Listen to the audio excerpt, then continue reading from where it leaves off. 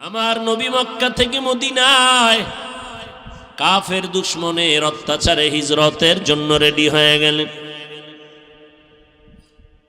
নবী একদিন আবু বকরকে কানে কানে আওয়াজ দিয়ে বলেছিলেন, আবু বকর আপনি আমার সাথে হিজরতের সঙ্গী হয়ে যাবেন। আল্লাহর নবী রাতের বেলা হিজরতের রাত ঘর থেকে যখন বের হবেন, চতুর্দিকে দুশমন। কারণ আমার নবীর জমিনের মধ্যে এক ছায়া ছিল, মা খাদিজা রাদিয়াল্লাহু আনহা।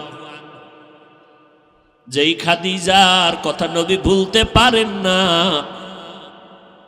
আম্মা জান আয়েশা বলেন, আমি দেখতাম আমার রুমের মধ্যে বসে মাঝে মাঝে রহমাতুল্লিল আলামিন গুনগুন করে কান্না করতে।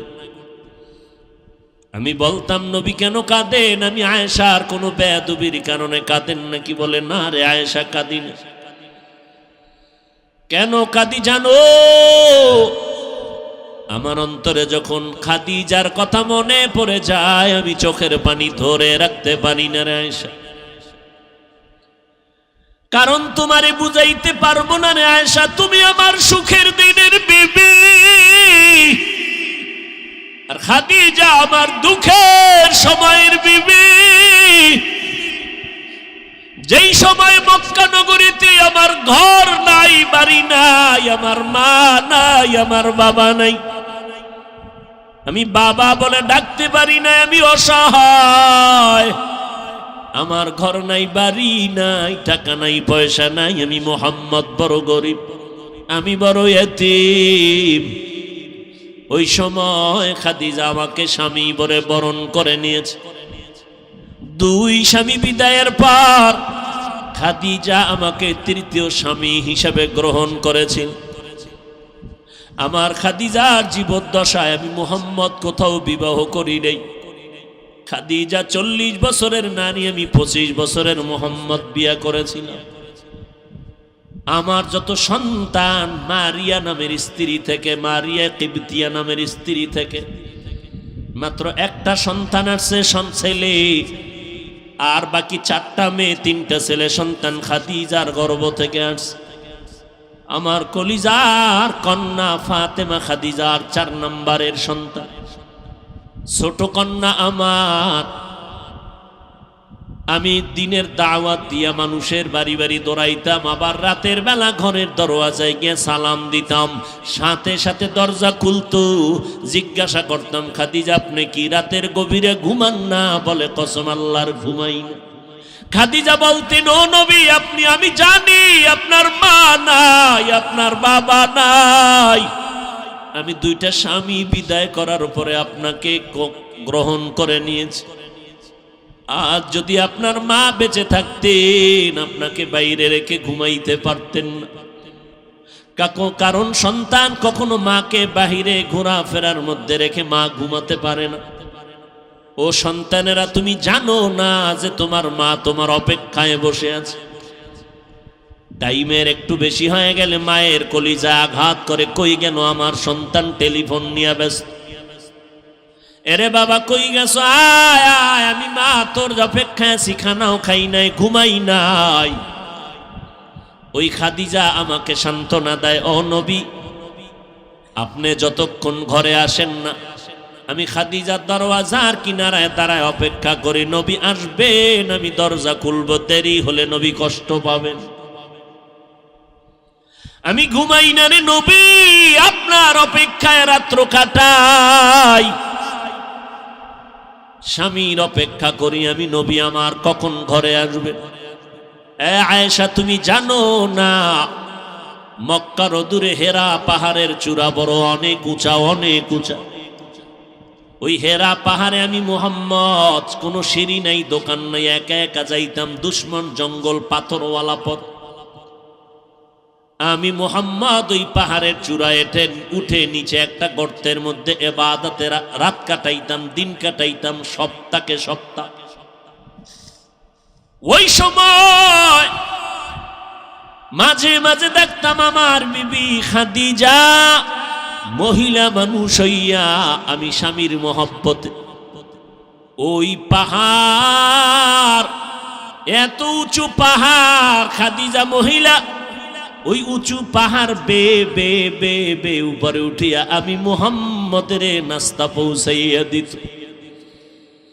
ওই খাদিজার কথা মনে পড়লে আমি মুহাম্মদ সহ্য করতে পারি না রে আয়েশা। ওই খাদিজার কথা মনে আসলে চোখের পানি পড়তে থাকে। ও আয়েশা, আমার মুহাম্মদের জিন্দেগি বড় কঠিন জিন্দেগি। আমার বংশের লোকেরা আমারে মক্কায় থাকতে দেয় না। এক সময় আমাকে 2.5 বছর থেকে 3 বছর পর্যন্ত শিয়াবে আবু তালিবের মধ্যে গৃহবন্দী করে রেখেছিল। আমি মুহাম্মদের পানি দেয় নাই, খানা দেয় নাই, পানির রাস্তা বন্ধ করে দিয়েছি। আমি আখিরি নবী, আমার মা নাই, আমার বাবা নাই, আমি গাছের পাতা চাবাইয়া খেয়ে খেয়ে দিন রাত্র কাটাইছি। ওই সময় খাদিজার মতো ধনী আরবে কেউ নাই, কিন্তু খাদিজা আমার মোহব্বতে আইসা আমার সাথে গাছের পাতা খেয়ে খেয়ে আমার মোহব্বতে রাত দিন কাটাইত। এই পর্দার আড়ালের আম্মা জান, আপনারা তো খাদিজা না, তবে খাদিজার মতো একজন নারী কই আপনার স্বামীর খেদমত? আপনি জানেন না আপনার স্বামী দিন রাত্র কত কষ্ট করে কামাই করে আপনার ঘরে পৌঁছাইয়া দেয়। আপনার স্বামী কত কষ্ট করে, খানা পায় না, ঘুম নাই। আপনি জানেন না ঘরের মধ্যে বসে আবদার করলেন আমারে শাড়ি দাও, কাপড় দাও, জামা দাও, এইটা দাও, সেইটা দাও। অনেক স্বামী আছে টাকা না থাকলেও স্ত্রীকে বুঝতে দেয় না, বন্ধু বান্ধবের থেকে ধার কইরা কইরা মনের আশা পুরাইয়া স্ত্রীকে দিতে থাকে। কিন্তু বিবি, তুমি জানো না তোমার স্বামী কেমন দরদি, কেমন কষ্ট করে তোমার মন রক্ষা করে। ও আম্মা জান, তোমার তো দরকার ছিল 5 ওয়াক্ত নামাজ পড়ে স্বামীর জন্য দোয়া করা। হে মালিক, তুমি স্বামীকে হেফাজত করো। স্বামী রাস্তায় চলে দিন রাত্র 24 ঘন্টা কামাই রুজি করার জন্য, আমাদের মুখে হাসি ফুটানোর জন্য। আমার স্বামী ঠিক মতো খাইতেও পারে না, গোসল করতে পারে না। তুমি আমার স্বামীরে হেফাজত করিও, স্বামীরে তুমি হালাল বরকতি রিজিক দান করিও। দেখতারে মা, তোমার ঘরটা বেহেশতের বাগান হয়ে যাইত। ও স্বামীর খেদমত করনেওয়ালা নারীরা, আজকে যদি মনে করতা স্বামীর কামাই রুজি এটা স্বামীর একার না, এটা তোমার। স্বামী যদি মরে যায় সব তোমার থেকে যাবে রে মা।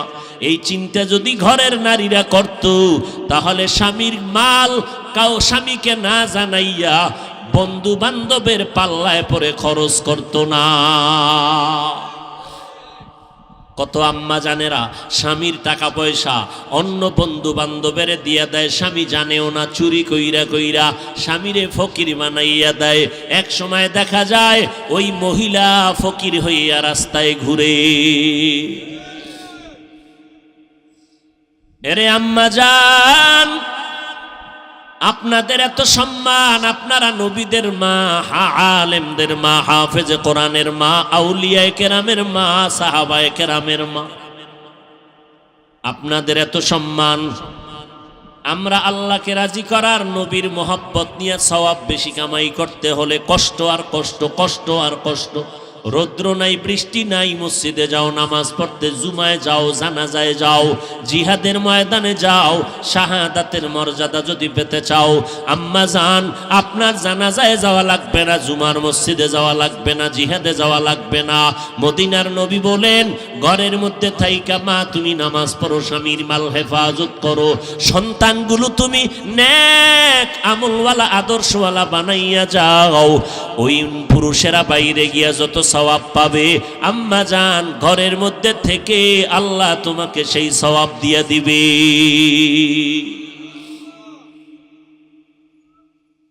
কয়দিন আর স্বামীর ঘরে বসে রং তামাশা করবা, সাদা কাফুন রেডি হয়ে যাইতেছে।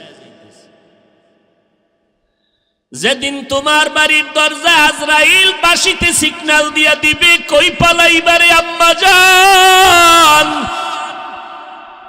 ছেলে মা মা বলে কাঁদবে আর জবানে আওয়াজ হবে না রে মা। তোমার কাপড় খুলে সবাই 5টা সাদা কাপড়ের প্যাকেট বানাইয়া যখন কবরে নিবে, বাচ্চাগুলো আম্মু আম্মু বলে চিল্লায় কাঁদবে, মা তুমি আর জবাব দিতে পারবা না। তোমার বাচ্চাগুলো এতিম, ঈদের সময় সব সন্তানেরা মা বাবাকে নিয়ে আনন্দ করবে, তোমার সন্তান আনন্দ পাবে না, কারণ ও মা হারা, ডানে বামে মাকে পাবে না। যার মা নাই, যার বাবা নাই, তাকে জিজ্ঞাসা করিয়া দেখো মা কত বড় সম্পদ, বাবা কত বড় সম্পদ। যার বাবা নাই তাকে জিজ্ঞাসা করো। বাবা বিছানায় পড়ে আছে, কোথাও যাইতে পারে না, এরপরেও সন্তানের একটা শক্তি মনে করে দুনিয়াতে একটা ঢাল আমার এখনো আছে। যার বাবা নাই মনে হয় যেন অসহায় হয়ে গেল। যার মা নাই ঘরের দিকে তাকাইয়া চোখের পানি ফেলে আর কান্না করে। এই সন্তানেরা, ওই মা বাবারে যারা পাইয়াও এখনো সম্মান করো না, মা বাবার দোয়া নিতে পারো না, এখনো পারো না, কপাল মন্দ তোমার রে বাবা। এখনো সময় আছে, যদি মা বেঁচে থাকে ঘরে যাইয়া মাকে সালাম দিও আর বলিস মা মাথায় হাত দিয়ে একটু দোয়া করে দাও, আমার মতো গুনাহগার হতভাগা কেউ নাই, না জানি আমি কবে মরে যাব, জাহান্নামী হয়ে যাব। ও মা তুমি একটু দোয়া করে দাও, কত বেয়াদবি করছি, কত কথা অমান্য করে তোমারে কাঁদাইছি, আমার কথায় মাঝে মাঝে দেখছি মা তুমি কষ্ট পাইয়া কান্না করেছো, মা তুমি আমারে মাফ করে দাও, আর কোনোদিন তোমারে কষ্ট দিব না রে মা। ওই মা যদি মাথায় হাত দিয়ে দোয়া করে দেয়, আরশে আজিমে কবুল হয়ে যাবে। ও যুবকেরা, কয়দিন আর যৌবনের বাহাদুরি করবারে বাবা। এই মহামারীতে করোনায় কত মানুষ চলে গেল, কত যুবক চলে গেল। ও আল্লাহর বান্দারা, নবীর আদর্শের মালা গলায় লাগাও। মায়ার নবীর আদর্শের টুপি আজকে দিলাম, ১৫০০ বছর হয়ে গেল নবীরে পাইলাম না, কিন্তু নবীর আদর্শের টুপি আর দাড়ি আর কোরআন পড়ার কারণে আজ আল্লাহ কত সম্মানের চেয়ারে বসাইছে। আমার নিজের বাহাদুরি না, পয়গম্বরের আদর্শের বরকত আর কিছুই না। ও যুবক, পাও দুইটা যদি আগাইয়া দাও, আমি পায়ে হাত রেখে বলবো কয়দিন আর বাহাদুরি করবা। আমি তোমাকে এই কথা বলি না তুমি আমার মতো হুজুর হও, পাগড়ি বাঁধো, মাদ্রাসায় আসো, স্কুল ছেড়ে দাও, না, একবারও না। বরং আমি এই রবিউল আউয়ালে নবীর আদর্শের বয়ান করতে গিয়ে তোমাকে পায়ে ধরে অনুরোধ করব, স্কুলে যারা পড়ো লেখাপড়া বন্ধ করবা না, কলেজে যারা পড়ো লেখাপড়া বন্ধ করবা না, কারণ আমার মাদ্রাসায় তোমার আসার প্রয়োজন নাই, কারণ আমার মাদ্রাসায় আলেম ওলামা মুফতি মুহাদ্দিস ছাত্রর অভাব নাই, ভালো ভালো ছাত্র এখনো আছে, অভাব নাই। কিন্তু আমার সোনার বাংলাদেশে মুসলমান আদর্শওয়ালা ডাক্তারের বড় অভাব, মুসলমান আদর্শওয়ালা ইঞ্জিনিয়ারের বড় অভাব, মুসলমান আদর্শবান ডাক্তারের অভাব, প্রফেসরের অভাব, মুসলমান আদর্শবান সাংবাদিকের অভাব, এমপি মন্ত্রীর অভাব, মুসলমান আদর্শবান ওসি এসপিডিসির বড় অভাব। ওখানে লেখাপড়া কইরা বাবা আদর্শবান ডাক্তার হও, আদর্শবান ইঞ্জিনিয়ার হও। আজকে যদি থানায় থানায় আদর্শবান ওসি থাকে, আজকে যদি জেলায় এসপিডিসি আদর্শবান মুসলমান থাকে, আমাদের কোরআনের বয়ান করতে কোনো পেরেশানি লাগবে না।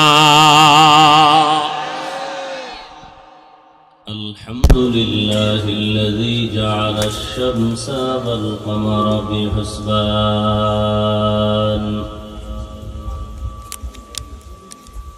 ওয়ান নাজমা ওয়াশ শাজারা ইয়াসজুদান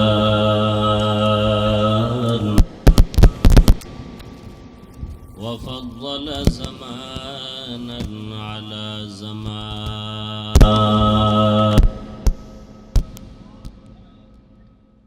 كما فضل مكانا على مكان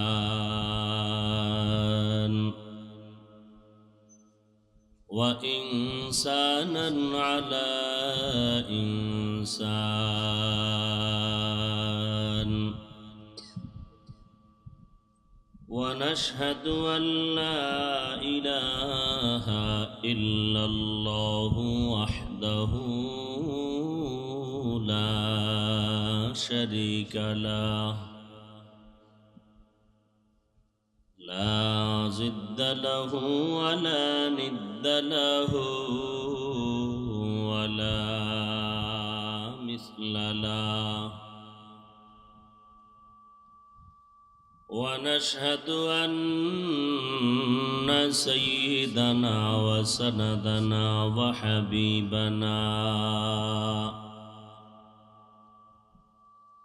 وحبيب ربنا وطبيبنا وطبيب قلوبنا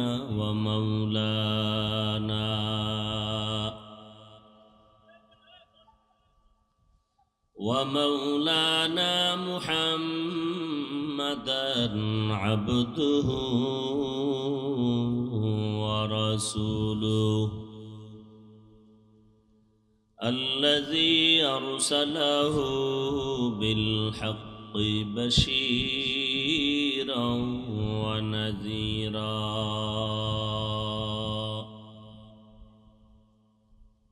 وداعيا إلى الله بإذنه وسراجا منيرا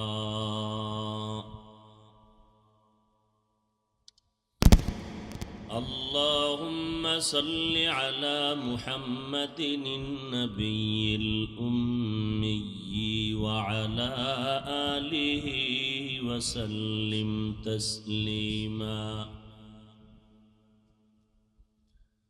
وبعد فأعوذ بالله من الشيطان الرجيم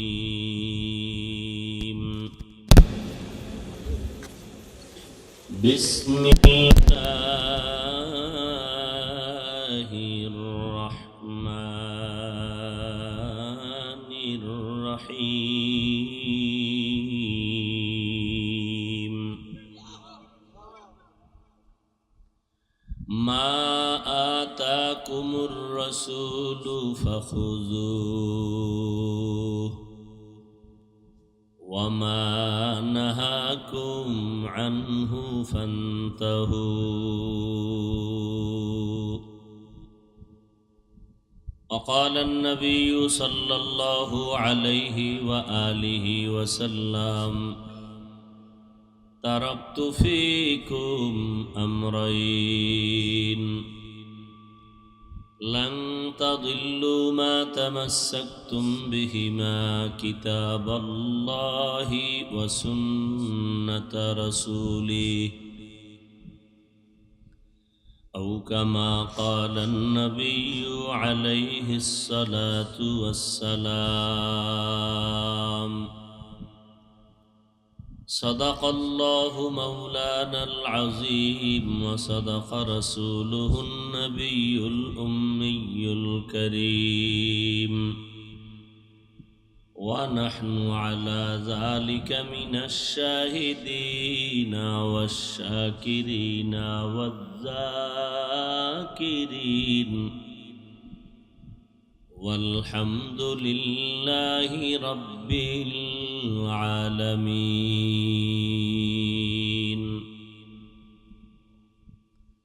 سبحانك لا علم لنا إلا ما علمتنا إنك أنت العليم الحكيم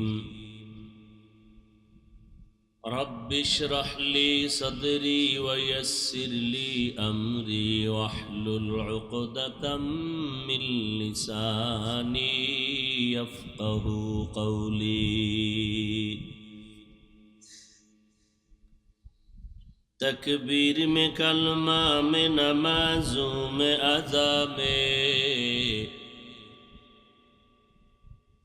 तकबीर में कलमा में नमाजों में अज़ा में, है नाम इलाही से मिला नाम मुहम्मद,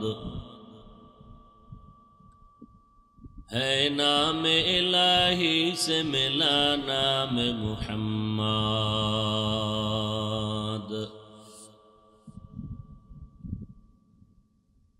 फरमाते हैं आदम को मुझे खुल्द तरी में,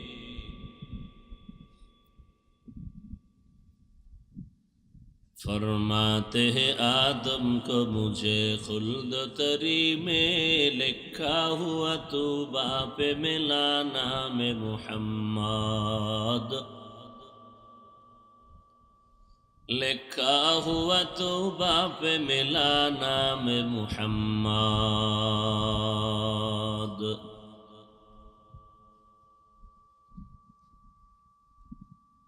है मीम में महबूब ये मतलब का इशारा,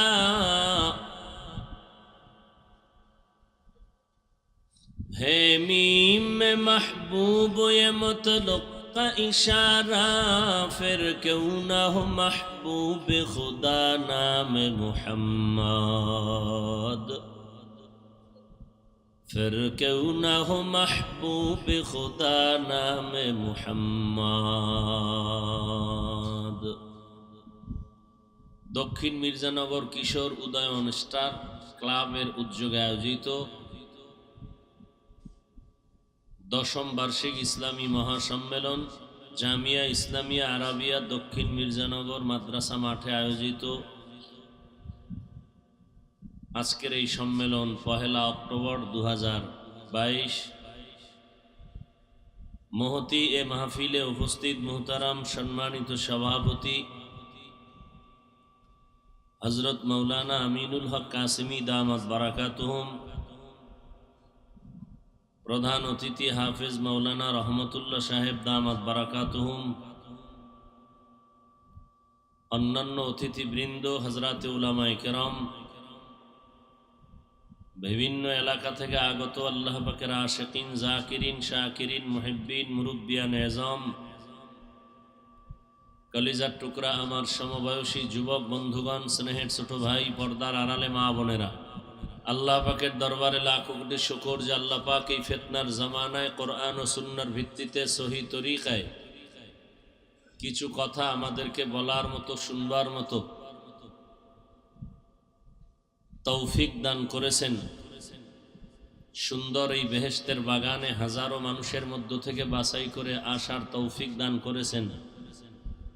নেয়ামতের শুকর আদায়ার্থে মহব্বতের সাথে পড়ি আলহামদুলিল্লাহ। দরুদ ও সালাম সৈয়দুল মুরসালিন রহমাতুল লিল আলামিন শফিউল মুজনিবিন খাতামুন নবিয়্যিন সৈয়দুস সাকালাইন ইমামুল মুরসালিন হযরত মুহাম্মদুর রাসূলুল্লাহ সাল্লাল্লাহু আলাইহি ওয়া আলিহি ওয়াসাল্লামের উপর সর্বোপরি শুকর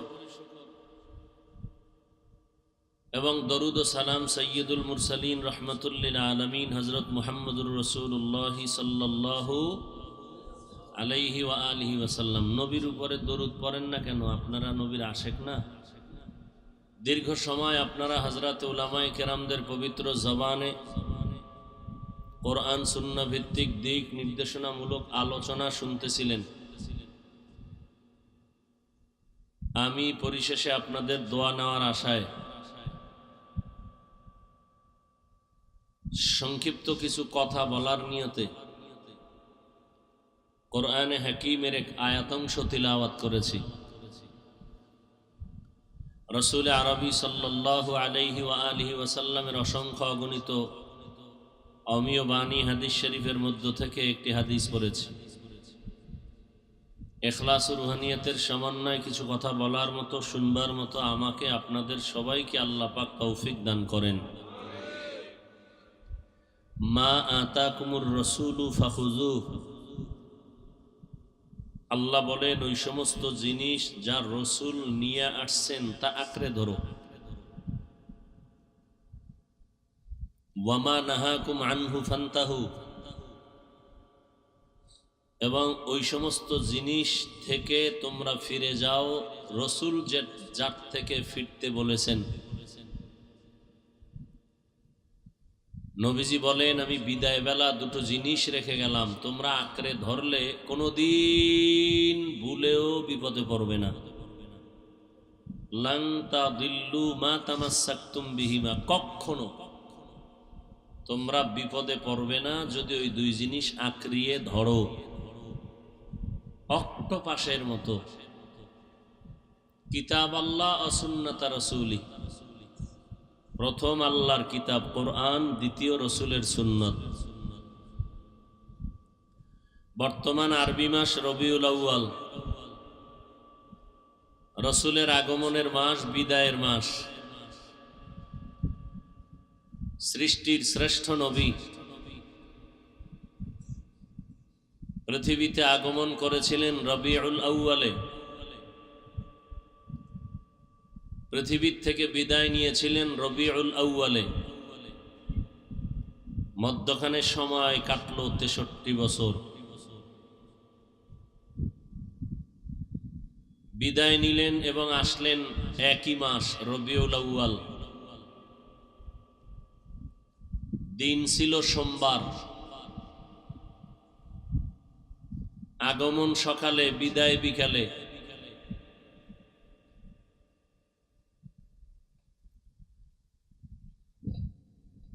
তারিখ, যাওয়ার তারিখ 12, আগমনের তারিখ কেউ বলেছেন 2, কেউ বলেছেন 5, কেউ বলেছেন 9, কেউ বলেছেন 12।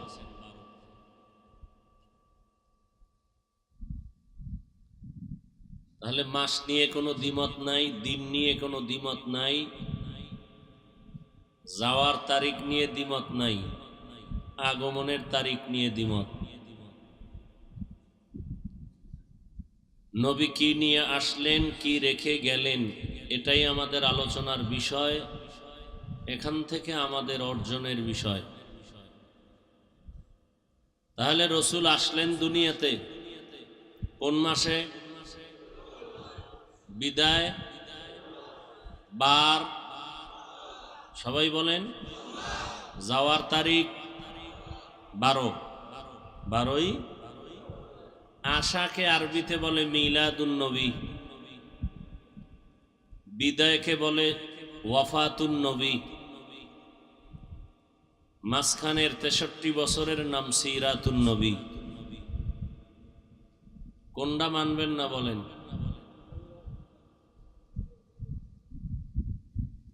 যদি কেউ বলে মিলাদুন নবী মানি না, তারও ঈমান দুর্বল। যে বলে ওয়াফাতুন নবী মানি না, তারও ঈমান দুর্বল। যে বলবে সিরাতুন নবী মানি না, তার ঈমানই নাই।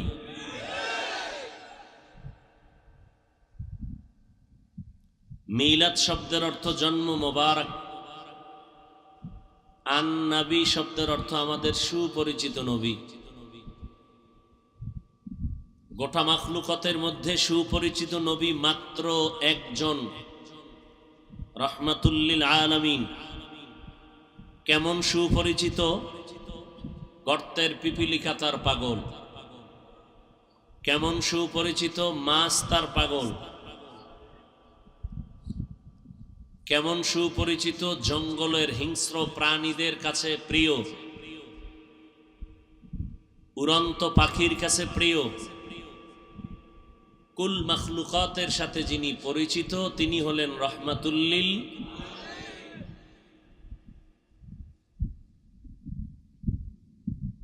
বয়ান করা, বয়ান শোনা সব আল্লাহর তৌফিকের মাধ্যমে হয়। কি বয়ান করব নির্দিষ্ট করে আসি নাই, কতক্ষণ করব কোনো নিয়ত করি নাই। আল্লাহ যতক্ষণ তৌফিক দিবেন ততক্ষণ চলবে। কি বয়ান করব তাও আল্লাহ জানেন। কোন কথার পরে কোন কথা সাজাইয়া বের করব, এটা কি মুখস্থ করা কোনো বান্দার দ্বারা সম্ভব? যে আমি এই কথার পরে এই কথা বলবো। দ্বিতীয়, হ্যাঁ, কেউ সিরিয়াল মেনটেন করে, ডায়েরিতে লেখা সামনে নিয়ে বসে, কিছু বক্তা দেখছি। আবার কেউ ল্যাপটপ নিয়ে বসে, আর একটু আপডেট হয়েছে। আমাদের এই চিন্তাও নাই, অভ্যাসও নাই, যেন জীবনে না হয়।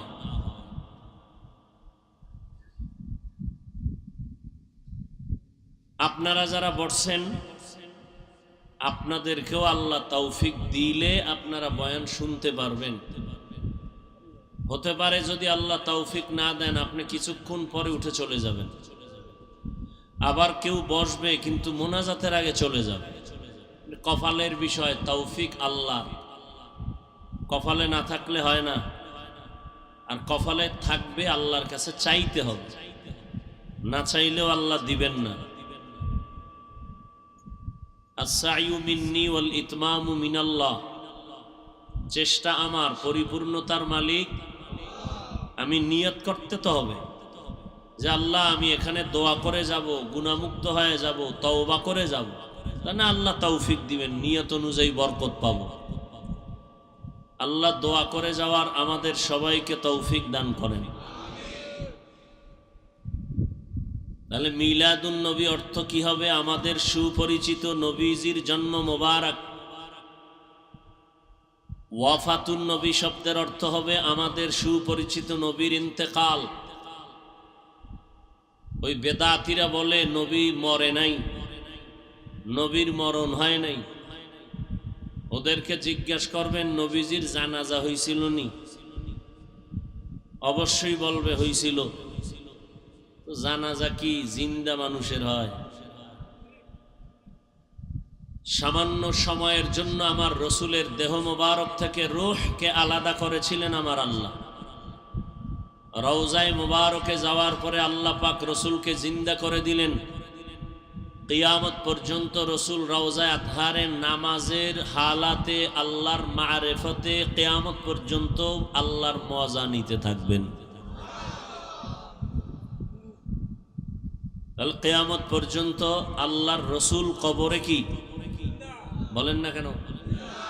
এবার আহলে হাদিস মনা যারা, তারা বলবে জিন্দা হইলে খায় না, ঘুমায় কেমনে, খায় খানা খায় কেমনে, প্লেট কই গেলাস কই। তার ছাড়া তো এই যত বাহাদুরি করে হাদিস মানি, সহি ছাড়া মানি না, ও হাদিসের কেতাব খুলে দিলে পড়তেই পারবে। শুধু চাপার জোরে চলে, শুধু চাপা আর হিংসার গোডাউন লয়ে বইছে। জান্নাত রিজার্ভ করে নিছে, কন্ট্রাক্টরি নিয়ে নিছে। নবী কবরে জিন্দা কেমনে খায়? নবীজি বলেন আল আম্বিয়া উ আহিয়াউন, সমস্ত আম্বিয়া কেরাম কবরে জিন্দা। ফি কুবুরিহিম ইউসাল্লুন, নামাজরত অবস্থায় আছেন। কোনরত অবস্থায়? এখন আবার প্রশ্ন করবে তো নামাজে দাঁড়ায় কেমনে? ছোট কবর, রুকুতে যাইবে কেমনে? সে এমন ফিডা দরকার। একটা তার সেরা মানুষের মাঝে মাঝে প্রশ্ন করে, আকল জ্ঞান সব নষ্ট হয়ে গেছে। কারণ কি জানেন? লিকুল্লি শাইইন জিনাতুন ফিল ওয়ারা ওয়াজিনাতুল মারই তামামিল আদাবি আজ খোদা খা ইমে তৌফিকে আদব বে আদব মাহরুমে গাশত আজ ফজলে রাব। বেয়াদব আল্লাহর রহমত থেকে বঞ্চিত। যারা আল্লাহওয়ালাদের সাথে বেয়াদবি, উস্তাদদের সাথে বেয়াদবি, মুরব্বীদের সাথে বেয়াদবি, এই সমস্ত মানুষ জায়গায় জায়গায় জায়গায় জায়গায় পদদলিত, নিষ্পেষিত, অবহেলিত হয় আর বেইজ্জতি হয়, আর আকল নষ্ট হয়ে যায়। এদের আকল কি হয়ে যায়? নষ্ট হয়ে যায়।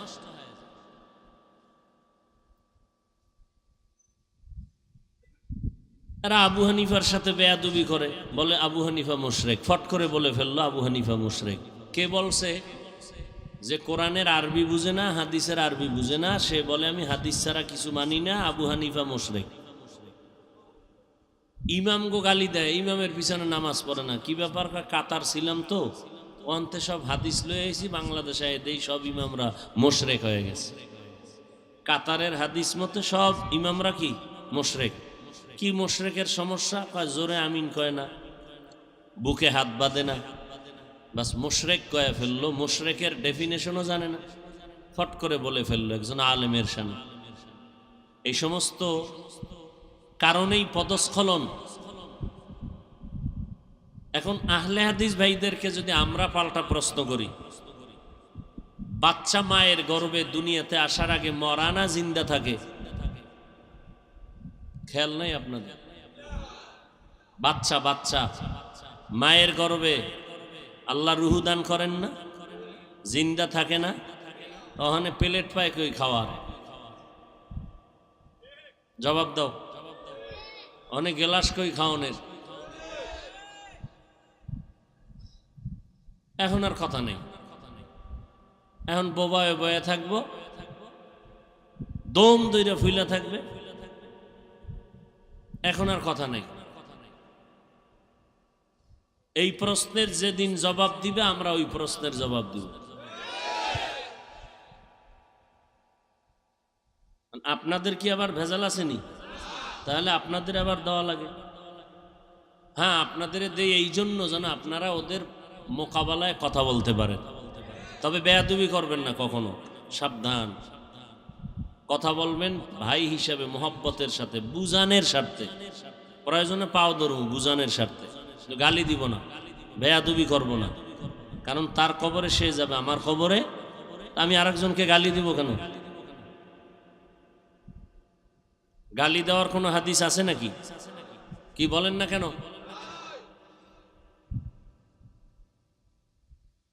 হায়, মায়ের গর্ভে বাচ্চা জিন্দা, আল্লাহ পাক রব্বুল আলামিন ওই বাচ্চার ক্ষুধা নিবারণ করেন কেমনে? প্রশ্ন করাটাও বেয়াদবি। আল্লাহর কুদরতে ওখানে খানার ব্যবস্থা করেন কেমনে?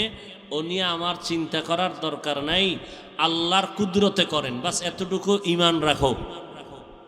কবরে নবীরা জিন্দা, আল্লাহ এদেরকে রিজিক দেন, কোরআনের আয়াত। আল্লাহ এদেরকে কি দেন? রিজিক দেন। কি দেন? রিজিকটা খায় কেমনে? এটা আল্লাহর কুদরত। আল্লাহর কুদরত নিয়ে বেশি লাড়ালাড়ি করা, চালাকি করা ভালো না, করলে শেষে আসল হারায় যাবে। তাহলে ওয়াফাতুন নবী একদল মানে না, আমরা রসুলের ওয়াফাতকে মানি, মিলাদকেও মানি, তবে কোয়ালিটি আছে। মিলাদকে মানি নফল, আর সিরাতুন নবীকে মানি ফরজ। মিলাদুন নবী অর্থ আমাদের সুপরিচিত নবীজির জন্ম মোবারক, ওয়াফাতুন নবী অর্থ আমাদের সুপরিচিত নবীজির ইন্তেকাল। সিরাতুন নবী শব্দের অর্থ হলো আমাদের সুপরিচিত নবীজির জীবন ইতিহাস। এই তিন শব্দের মধ্যে পাওয়ারফুল শব্দের নাম সিরাতুন নবী। কেমন পাওয়ার? সিরাতুন নবীর মধ্যে মিলাদুন নবী আছে, ওয়াফাতুন নবীও আছে। কেউ যদি কারো জীবন ইতিহাস লেখে তাহলে জন্ম থেকে মৃত্যু সহ লেখে না? কথা বলেন না কেন? তাহলে সিরাতুন নবীর মধ্যে ওয়াফাতুন নবীও আছে, মিলাদুন নবীও আছে। অতএব আমাদের আলাদা করে সিরাতুন নবী আমরা যারা মানি, আমাদের আলাদা করে মিলাদুন নবী মানার স্লোগান দিতে হয় না, আমরা আলাদা করে ওয়াফাতুন নবীর স্লোগান দিতে হয় না। এখানে সব কিছু ঢুকানো আছে। কিন্তু কেউ যদি বলে মিলাদুন নবী কায়েম করো, সিরাতুন নবী লাথি মারো, ঈমান চলে যাবে। আর এই কয়টা শব্দ আমার রসুলের শানের শব্দ, কোনো বাপদাদার বানানো শব্দ না। প্রশ্ন হলো শুধু মিলাদুন নবী না, আপনারা ঢাকার শহরে পোস্টার দেখবেন, ওয়ালে ওয়ালে ওয়ালে ওয়ালে, অলিতে গলিতে পোস্টার, সাইয়্যিদুল আইয়াত 90 দিনের কিলাকিলি। হেন কয়দিন? 90 দিন ওয়াজ হইব, ওয়াজ। রাজারবাগ দরবার শরীফ, নাম দিছে সাইয়্যিদুল আইয়াত। অর্থাৎ মিলাদুন নবী না, শুধু সকল ঈদের সরদার মিলাদুন নবী।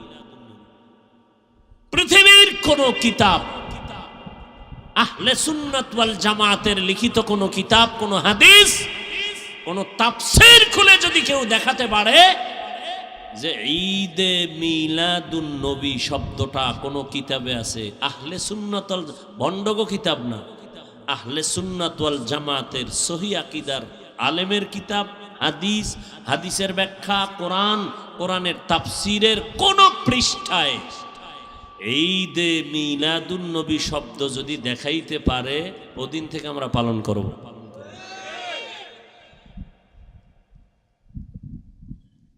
কি আছে কোথাও?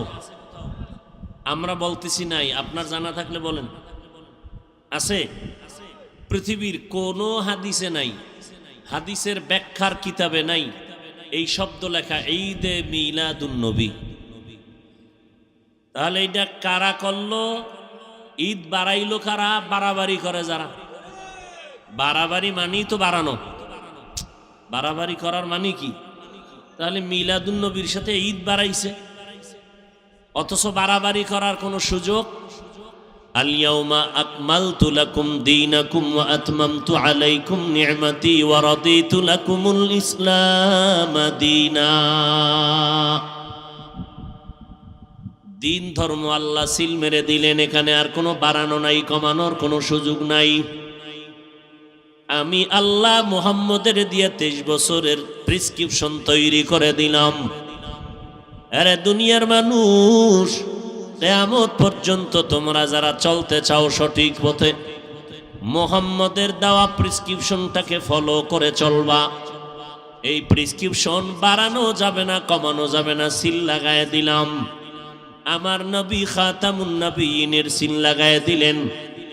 নবীজির প্রেসক্রিপশন কিয়ামত পর্যন্ত চলবে। যারা ফলো করে তারা ঔষধ দিবে, তারা জান্নাতি। যারা নবীর প্রেসক্রিপশন উল্টা পাল্টা বাড়াবে, কমাবে, তারা গোমরাহ হয়ে যাবে। তাহলে আলেমগো কাজ কি? আলেমদের কাজ হলো বাড়ানোরও সুযোগ নাই, কমানোরও সুযোগ নাই। নবীর দেওয়া 23 বছরের প্রেসক্রিপশন উম্মতের বুঝাইয়া বুঝাইয়া ঔষধ দিবে। এলমেরা এজাজু করদান বেহিসাব, খলকেরা দাদান জওয়াবে বাসওয়াব, হক না দারাত দোস্তে খলকা জারেরা, নিস্তে ই খসলত একে দিনদারেরা। মিলাদুন নবী মানে জন্ম মোবারক। বলেন, নবীর জন্ম হয়েছিল কয় বছর লাগাইয়া? কথা হয় না, না পারলেও তো বলবেন ভারী না। জন্ম হয় মানুষের 3 দিন। কয়বার বলেন না কেন ভাই? একবার। আমার নবীর জন্ম কিবার? জোরে বলেন। আমার নবীর মিলাদুন নবী মাত্র একবার, সোমবার রবিউল আউয়ালে জন্ম হয়েছে, একদিন। নবীর মিলাদ একদিন, আর সিরাতুন নবী হলো 63 বছর। একদিন আর 63 বছরের মধ্যে যেমন ব্যবধান, মিলাদুন নবী আর সিরাতুন নবীর মধ্যে তেমন ব্যবধান। মিলাদুন নবী, নবীর জন্ম মোবারকের আলোচনা করা নফল। সিরাতুন নবী, নবীর আদর্শের আলোচনা করলে হবে না, পালন করা ফরজ। সিরাতুন নবী মানে কোরআন, নবীর সিরাতুন নবী হলো নামাজ। সিরাতুন নবীর অর্থ হলো রোজা রাখো, সিরাতুন নবী অর্থ হলো পর্দা করো। এগুলো নফল না ফরজ? নফলি আর ফরজের মধ্যে যেই ব্যবধান, মিলাদুন নবী আর সিরাতুন নবীর মধ্যে সেই ব্যবধান। মিলাদুন নবীর আলোচনা নফল, সিরাতুন নবীর আলোচনা হলো ফরজ। আলোচনা না, পালন করা ফরজ। এরে নবীর আশিক, নবীজির সিরাতুন নবী, নবীর আদর্শ, আম্মা জান আয়েশা রাদিয়াল্লাহু আনহার দরবারে বড় বড় কয়েকজন সাহাবায়ে কেরাম প্রশ্ন করলেন, আম্মা জান আয়েশা, নবীজির আদর্শ সম্পর্কে আমাদের বয়ান করেন। আম্মা জান আয়েশা রাদিয়াল্লাহু আনহা 6 বছরে নবীর সাথে বিয়া, 9 বছরে নবীর ঘরে আসলেন। 18 বছর যখন আম্মা জানের বয়স, তখন আমার নবী বিদায় নিয়ে গেলেন। হিসাবটা বুঝে থাকলে বলেন, নবীর সাথে ঘর করলেন কয় বছর? 10 বছর, মাত্র 9 বছর। এই 9 বছরে আম্মা জান নবীজির বরকত এতটাই পাইলেন, প্রায় 2000-এর উপরে হাদিস আম্মা জান মুখস্থ করে ফেললেন।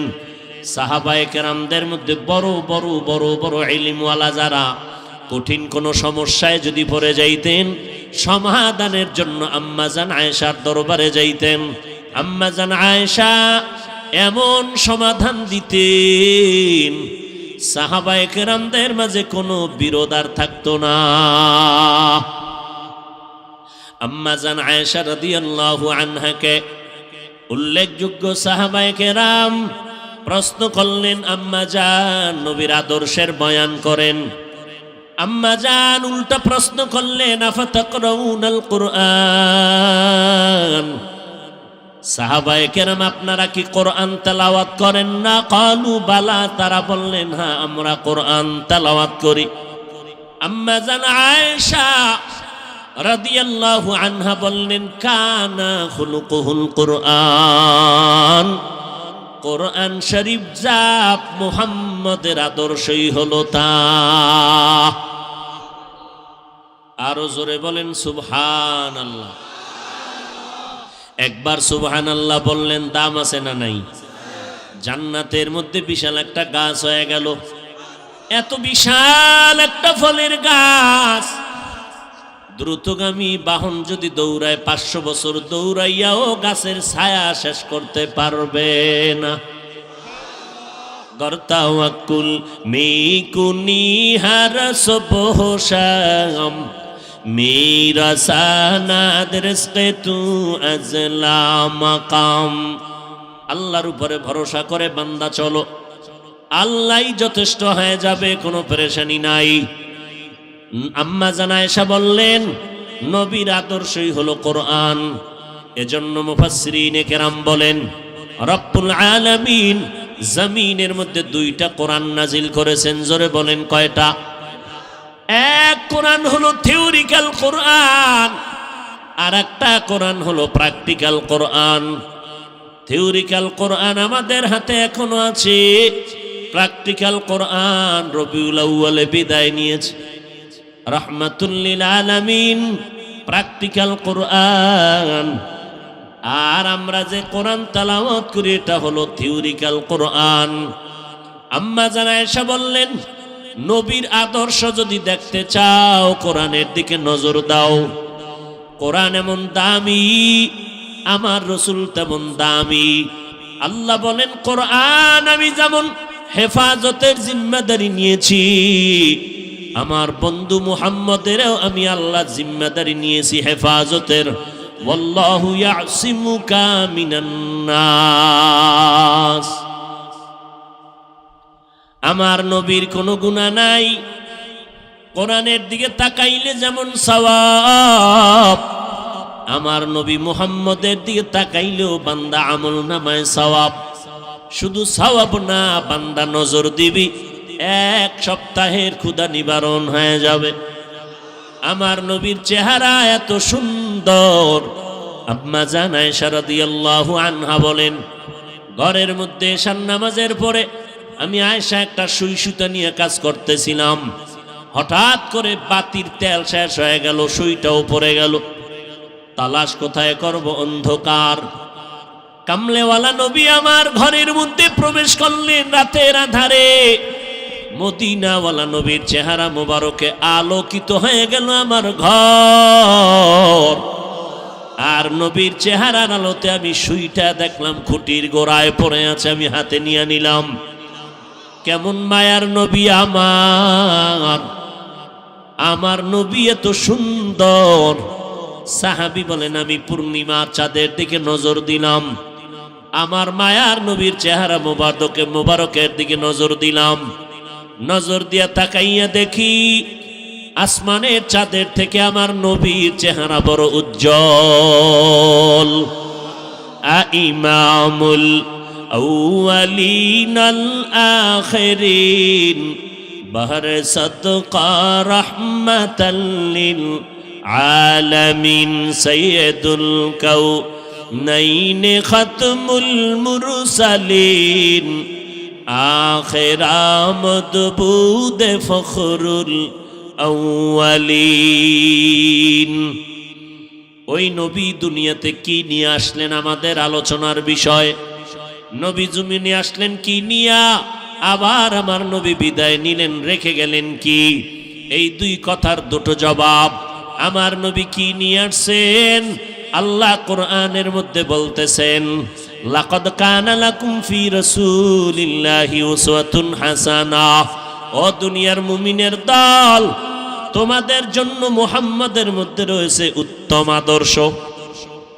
তাহলে নবী কি নিয়ে আসলেন? উত্তম, জোরে বলেন। নবী দুনিয়াতে আসলেন উত্তম আদর্শ নিয়া, আবার দুইটা জিনিস আমার নবী রেখে বিদায় নিয়ে চলে গেলেন। দুই জিনিস রেখে গেলেন, একটার নাম কোরআন আর একটার নাম হলো সুন্নাত। প্রথমটার নাম কি? জোরে বলেন। দ্বিতীয়টার নাম আরো জোরে বলেন। নবী কোরআন আর হাদিস কেন বলেন নাই? আমার নবী কেন কোরআন আর সুন্নতের কথা বললেন? এর কয়েকটা জবাব। এক নাম্বার জবাব, কোরআন বললে হাদিস বলার কোনো প্রয়োজন হয় না কেন? বলে কোরআন বুঝার জন্য লাগবে হাদিস, কারণ কোরআন হলো, কোরআনের ব্যাখ্যাই হলো হাদিস। দুই নাম্বার জবাব, লক্ষ লক্ষ নবীর হাদিস দুনিয়ার মানুষ কোনোদিন একত্রে এক টেবিলে জমাও করতে পারবে না, আমলও করতে পারবে না। কথা বুঝেননি? লক্ষ লক্ষ হাদিস কোনদিন মানুষ একা জীবনে এগুলো পড়িয়া শেষ করতে পারবে না, আর এই সমস্ত হাদিসগুলো জীবনে আমলও করতে পারবে না। তা আমল কি করবে? কয় আমল করবা সুন্নত, হাদিসের আমল না, সুন্নতের আমল করবা। তিন নাম্বার জবাব, নবী সুন্নতের কথা বলে বুঝায় দিলেন কিতাব দেখে আমল চলবে না। সুন্নতের আমল যদি চাও, ব্যক্তিকে দেখে আমল করা লাগবে। ব্যক্তি কারা? আমি নবীর একমাত্র বন্ধু জমিনে থাকবে তারা উলামায়ে আহলে হক। এরা আমাদের ওয়ারিস। আল উলামা ওয়ারাসাতুল আম্বিয়া, আম্বিয়ায়ে কেরামের ওয়ারিস উলামায়ে আহলে হক। এদের অনুসরণ করবা, কারণ সাহাবায়ে কেরাম এত বড় আলেম, কোরআন হাদিসের ইলম শিখার পরেও নবীর দরজা ছাড়ে না, নবীর পেছনে সময় দেয়। খানার টাইমের খবর নাই, ঘুমের খবর নাই, নবীর পেছনে সময় কাটায়। কখন রাত হয়ে গেল খবর নাই, দিন হয়ে গেল খবর নাই। নবী কেমনে পানি পান করেন সাহাবায়ে কেরাম দেখেন আর শিখেন। নবী কেমনে জুতা পরেন সাহাবায়ে কেরাম দেখেন আর শিখেন। আবার সাহাবায়ে কেরামদের দেখার পর তাবেঈনরা দেখে দেখে দেখে দেখে আমল করেছেন। তাবেঈনদেরকে দেখিয়ে দেখিয়ে তবে তাবেঈনরা আমল করেছেন। কোরআন হাদিস জানার পর তবে তাবেঈনদেরকে দেখে দেখে উলামায়ে মুতাকাদ্দিমিনরা আমল করেছেন। উলামায়ে মুতাকাদ্দিমিনদেরকে দেখে দেখে উলামায়ে মুতাআখিরিনরা আমল করেছেন। উলামায়ে মুতাআখিরিনদেরকে দেখে দেখে আমাদের মুরব্বিরা আমল করেছেন। আমরা আমাদের উস্তাদদেরকে দেখে দেখে আমরা আমল করেছি। জানতে পারলাম হাদিসে আছে নখ কাটা সুন্নত। কেমনে কাটবা? আলেম না দেখলে পারবা না। ও বান্দা, চুল কাটা নবীর সুন্নত, কেমনে তুমি কাটবা? কিতাব দেখলে বুঝবা না, আলেম লাগবে। উলামায়ে কেরাম যেইভাবে দেখাইবেন ওইভাবে পড়বা। পোশাকের মধ্যে নবীর সুন্নত কেমনে পড়বা? উলামায়ে আহলে হকের কাছে যাও। উলামায়ে আহলে হক যেই পোশাক পরবে এই পোশাকটাই হলো মদিনাওয়ালা নবীর পোশাক। সোহবতে সালে তোরা সালেহ কুনাত, সোহবতে তলে তোরা তলে কুনাত এক জমানা, সোহবতে বা আউলিয়া বেহতেরা সদ সালাতাত বেরিয়া। বলেন ভুলে গেছেন নি? বলেন তো নবী দুনিয়াতে কি নিয়ে আসছেন, কি রেখে চলে গেলেন? দুই জিনিস, কোরআন আর, জোরে বলেন, কোরআন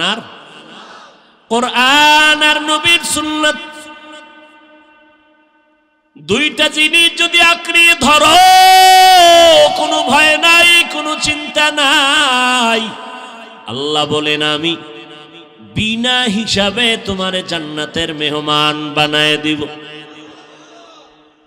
এরে নবীর আশিক, নবী উত্তম আদর্শ নিয়ে জমিনের মধ্যে পদার্পণ করলেন মক্কা নগরীতে। এমন একটা টাইম যেই সময় মক্কার মানুষের মতো খারাপ মানুষ এই জমিনের কোথাও ছিল না। এত বড় খারাপ, নারী আর পুরুষ উলঙ্গ হইয়া বাইতুল্লাহ তাওয়াফ করে, ভেতরে মূর্তি বসানো, বিয়া শাদীর কোনো নিয়ম নাই, যুবক যুবতী অবাধে চলাফেরা করে, যখন তখন জিনায় লিপ্ত হয়ে যায়, কোনো বাধা নাই। ওই সময়ের মতো খারাপ জমিনের মধ্যে আর কোথাও এত খারাপ মানুষ ছিল না।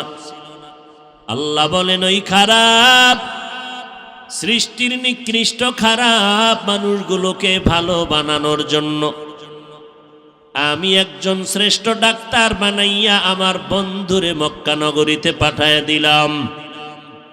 আমার নবী এমন শ্রেষ্ঠ নবী হইয়া সৃষ্টির শ্রেষ্ঠ ডাক্তার, এমন ঔষধ দিলেন আমার নবী। মক্কার বর্বর জাহেল মূর্খ মানুষ আমার নবীর যখন ঔষধ গ্রহণ করল, তারা এত স্বর্ণের মানুষে পরিণত হয়ে গেল। এখন আর তারা খারাপ নাই। আল্লাহ কয় নবী আপনার সোহবতে গিয়া এরা এত ভালো হয়ে গেল, আপনি জানায় দেন আমি দুনিয়াতেই জান্নাতের টিকিট দিয়ে দিলাম। আতিনা ফি দারে দুনিয়া না হাসান, আতিনা ফি দারে উকবা না হাসান, ইয়া গিয়াসাল মুস্তাগীসিন ইহদিনা লাফতিখারা বিল উলুমে ওয়াল গিনা। নবীর আদর্শ গ্রহণ করলেন আবু বকর। আবু বকর কেমন দামি! মদিনার নবী বলেন আমার উম্মত মুমিনের সব নেক আমল যদি এক পালায় দেওয়া হয়, আবু বকরের নেকের পাল্লা অনেক ভারী হয়ে যাবে। ঘুমাইতেছেন আপনারা? আবু বকরের দাম কত? 10 জন সাহাবা দুনিয়াতেই জান্নাতের সুসংবাদ পেলেন, এর মধ্যে প্রথম সিরিয়ালে আবু বকর। কেমন দামি আবু বকর! নবীজি বললেন আমি যুদ্ধের ময়দানে যাব, আপনারা দান করেন। দান করলে হায়াত বাড়ে, দান করলে মুসিবত দূর হয়, দান করলে কামাই রুজিতে বরকত হয়, কবরের আযাব মাফ হয়ে যায়। নবীজি যখন বললেন দান করেন, ওমরে ফারুক মনে মনে ভাবতেছেন আমি এত বেশি আজ দান করব, 1 নাম্বার পুরস্কার আমার নবীর দোয়াটা নিয়ে যাব। ওসমান রাদিয়াল্লাহু আনহু চিন্তা করলেন আমি আজ এত বেশি দান করব, নবীর থেকে 1 নাম্বারের দোয়াটা নিয়ে নিব। দানের মাল আমার নবীর দরবারে হাজির করলেন। হযরত আলীকে নবী বললেন কি দিলেন? নবী এই পরিমাণ দান করলাম। ওসমান কি দিলেন? এই পরিমাণ দিলাম। ওমর কি দিলেন? এই পরিমাণ, অর্ধেক দিয়ে দিলাম, আর অর্ধেক আমি রেখে দিলাম। সর্বশেষ আমার নবী আবু বকরকে জিজ্ঞাসা করলেন, আবু বকর কি দান করেছেন বলেন। আবু বকর চোখের পানি ছেড়ে বলেন, পয়গম্বর আমার কাছে তেমন কোনো সম্পদ নাই, তবে যা আছে ঘরের মধ্যে ঝাড়ু দিয়া দিয়া সব আমি পয়গম্বরের খেদমতে হাজির করলাম। এখন আমি আবু বকরের আমার আল্লাহ আর নবী ছাড়া কিছুই নাই। ওমরের মাথা নত হয়ে গেল, 1 নাম্বার হতে পারলাম না। কারণ বেশি দান করা 1 নাম্বার না, অন্তরের কোরবানি দেওয়াটাই বড় 1 নাম্বার। সব দিয়ে দিলেন, সব দিয়ে দিলেন, যা আছে তাই দিয়ে দিলেন। নবী আশ্চর্য হয়ে গেলেন, এত ত্যাগ আপনি স্বীকার করলেন হে আবু বকর। চুপ হয়ে গেল মজলিস। হঠাৎ করে জিবরাইল আমিন এসে হাজির হয়ে গেলেন। ও নবী, আল্লাহর সালাম। আজ আপনাকে আল্লাহ সালাম দিয়েছেন, প্রতিদিন দেন, আজকে আরো দিয়েছেন। তবে প্রতিদিন আমি জিবরাইল আপনার সামনে আসি আল্লাহর সালাম নিয়া। আজ আল্লাহ তো আপনাকে সালাম দিয়েছেন ঠিকই, তবে আলাদা করে স্পেশাল করে আমার আল্লাহ আজকে আবু বকরকে সালাম পাঠিয়েছে। আর আল্লাহ জানতে চেয়েছেন আবু বকরের অন্তরের কি হালত। নবী বললেন, আবু বকর আপনার কপাল ভালো, আজ আল্লাহ আপনাকে সালাম পাঠিয়েছেন। আর আমার আল্লাহ জানতে চেয়েছেন আপনার মনের কি হালাত। আবু বকর হাউমাউ করে কান্না শুরু করলেন। নবীজি বললেন, জবাব না দিয়া কেন কাঁদেন? আবু বকর কান্না করে বলে, নবী কে চিনত আমি আবু বকরকে? আমি ছিলাম মক্কার নগরীতে এক জাহান্নামের আসামি। আমার মতো অপরাধী কেউ ছিল না রে নবী। আজ আমি আপনার দরবারে আসার পর, আপনার সোহবতে আসার পর আজ আল্লাহ আমাকে সালাম দিয়েছেন। আমি কেমনে বুঝাই আমার মনের কি হালত রে নবী। আজ আমার মতো ধন্য কেউ নাই। আমার নবীর আদর্শ পেয়ে আবু বকর এত দামি হয়ে গেলে, জীবন দেওয়ার জন্য তৈয়ার। আমার নবী মক্কা থেকে মদিনায় কাফের দুশমনের অত্যাচারে হিজরতের জন্য রেডি হয়ে গেলেন। নবী একদিন আবু বকরকে কানে কানে আওয়াজ দিয়ে বলেছিলেন, আবু বকর আপনি আমার সাথে হিজরতের সঙ্গী হয়ে যাবেন। আল্লাহর নবী রাতের বেলা, হিজরতের রাত, ঘর থেকে যখন বের হবেন চতুর্দিকে দুশমন। কারণ আমার নবীর জমিনের মধ্যে এক ছায়া ছিল, মা খাদিজা রাদিয়াল্লাহু আনহা। যেই খাদিজার কথা নবী ভুলতে পারেন না। আম্মা জান আয়েশা বলেন, আমি দেখতাম আমার রুমের মধ্যে বসে মাঝে মাঝে রাহমাতুল লিল আলামিন গুনগুন করে কান্না করতে। আমি বলতাম, নবী কেন কাঁদেন? আমি আয়েশার কোনো বেয়াদবির কারণে কাঁদেন নাকি? বলে, না রে আয়েশা, কাঁদি না। কেন কাঁদি জানো? আমার অন্তরে যখন খাদিজার কথা মনে পড়ে যায়, আমি চোখের পানি ধরে রাখতে পারি না রে আয়েশা। কারণ তোমারে বুঝাইতে পারবো না রে আয়েশা, তুমি আমার সুখের দিনের বিবি, আর খাদিজা আমার দুঃখের সময়ের বিবি। যেই সময় মক্কা নগরীতে আমার ঘর নাই, বাড়ি নাই, আমার মা নাই, আমার বাবা নাই, আমি বাবা বলে ডাকতে পারি না, আমি অসহায়।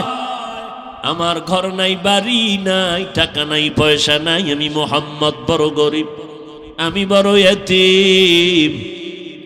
ওই সময় খাদিজা আমাকে স্বামী বলে বরণ করে নিয়েছে।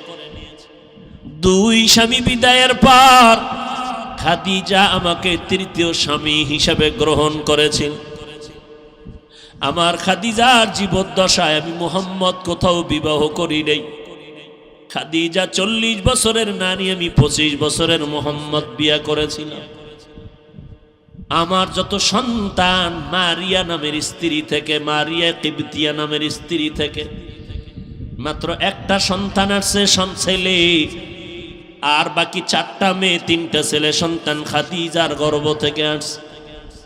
আমার কলিজার কন্যা ফাতেমা খাদিজার 4 নম্বরের সন্তান, ছোট কন্যা আমার। আমি দিনের দাওয়াত দিয়া মানুষের বাড়ি বাড়ি দৌড়াইতাম, আবার রাতের বেলা ঘরের দরওয়াজায় গিয়ে সালাম দিতাম। সাথে সাথে দরজা খুলতো, জিজ্ঞাসা করতাম, খাদিজা আপনি কি রাতের গভীরে ঘুমান না? বলে কসম আল্লাহর ঘুমাই না। খাদিজা বলতেন, ও নবী আপনি, আমি জানি আপনার মা নাই, আপনার বাবা নাই, আমি 2টা স্বামী বিদায় করার পরে আপনাকে গ্রহণ করে নিয়েছি। আজ যদি আপনার মা বেঁচে থাকতেন আপনাকে বাইরে রেখে ঘুমাইতে পারতেন না। কারণ সন্তান কখনো মাকে বাহিরে ঘোরাফেরার মধ্যে রেখে মা ঘুমাতে পারে না। ও সন্তানেরা, তুমি জানো না যে তোমার মা তোমার অপেক্ষায় বসে আছে। টাইমের একটু বেশি হয়ে গেলে মায়ের কলিজা আঘাত করে, কই গেল আমার সন্তান? টেলিফোন নিয়ে ব্যস্ত। এরে বাবা কই গেছো? আয় আয়, আমি মা তোর অপেক্ষায় আছি, খানাও খাই নাই, ঘুমাই নাই। ওই খাদিজা আমাকে সান্ত্বনা দেয়, ও নবী আপনি যতক্ষণ ঘরে আসেন না আমি খাদিজার দরওয়াজার কিনারায় দাঁড়ায় অপেক্ষা করি। নবী আসবেন, আমি দরজা খুলবো, দেরি হলে নবী কষ্ট পাবেন। আমি ঘুমাই না রে নবী, আপনার অপেক্ষায় রাত্র কাটাই, স্বামীর অপেক্ষা করি আমি, নবী আমার কখন ঘরে আসবে। আয়েশা তুমি জানো না মক্কার দূরে হেরা পাহাড়ের চূড়া বড় অনেক উঁচা, অনেক উঁচা। ওই হেরা পাহাড়ে আমি মুহাম্মদ, কোনো সিঁড়ি নাই, দোকান নাই, একা একা যাইতাম, দুশ্মন জঙ্গল, পাথরওয়ালা পথ। আমি মুহাম্মদ ওই পাহাড়ের চূড়ায় উঠে নিচে একটা গর্তের মধ্যে ইবাদতে রাত কাটাইতাম, দিন কাটাইতাম, সপ্তাহে সপ্তাহ। ওই সময় মাঝে মাঝে দেখতাম আমার বিবি খাদিজা মহিলা মানুষ হইয়া, আমি স্বামীর মহব্বতে ওই পাহাড়, এত উঁচু পাহাড়, খাদিজা মহিলা ওই উঁচু পাহাড় বে বে বে বে উপরে উঠিয়া আমি মুহাম্মদের নাস্তা পৌঁছাইয়া দিত। ওই খাদিজার কথা মনে পড়লে আমি মুহাম্মদ সহ্য করতে পারি না রে আয়েশা। ওই খাদিজার কথা মনে আসলে চোখের পানি পড়তে থাকে। ও আয়েশা,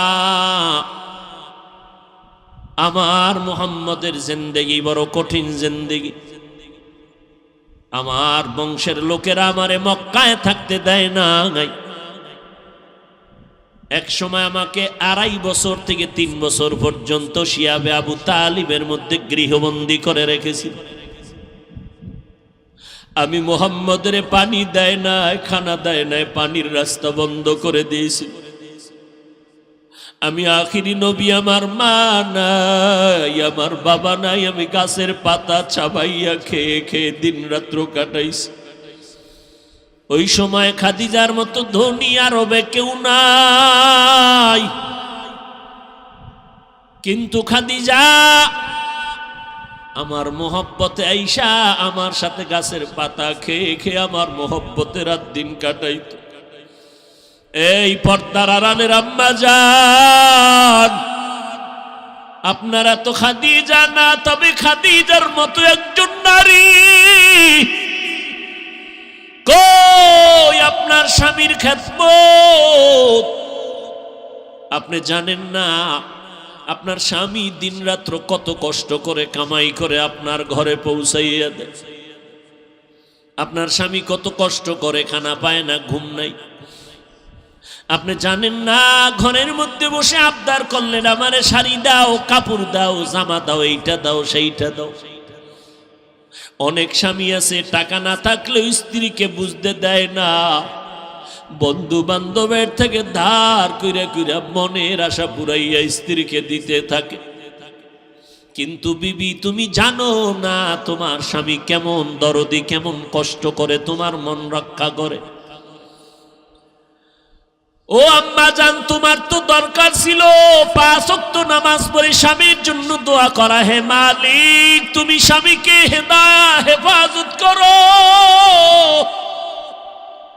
স্বামী রাস্তায় চলে দিন রাত্র 24 ঘন্টা কামাই রুজি করার জন্য, আমাদের মুখে হাসি ফুটানোর জন্য। আমার স্বামী ঠিক মতো খাইতেও পারে না, গোসল করতে পারে না।